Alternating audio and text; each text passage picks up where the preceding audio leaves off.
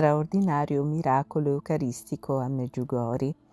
Salve a tutti carissimi, oggi voglio parlarvi di uno straordinario miracolo eucaristico che è avvenuto a Medjugorje poco tempo fa. Durante un'adorazione dal Santissimo Sacramento hanno incominciato ad uscire dei raggi luminosissimi.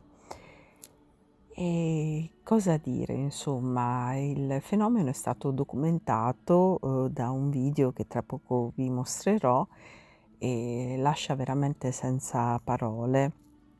Medjugorje non è nuova a fenomeni miracolosi che si può dire che siano all'ordine del giorno, dalle scritte in cielo alle guarigioni miracolose, alla croce del Križevac che si illumina, e insomma tante altre manifestazioni veramente che hanno del sovrannaturale.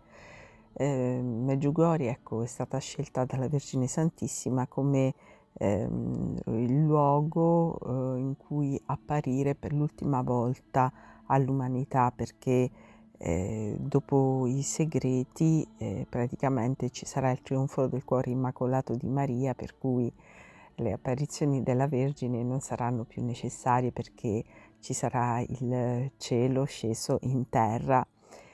E quindi, animati da questa speranza, vi lascio a queste straordinarie immagini del miracolo eucaristico che si è verificato a Medjugorje, di questi raggi che provengono dal Santissimo Sacramento, sperando possano emozionarvi e rendere ancora più fervorosa la vostra fede e la vostra preghiera.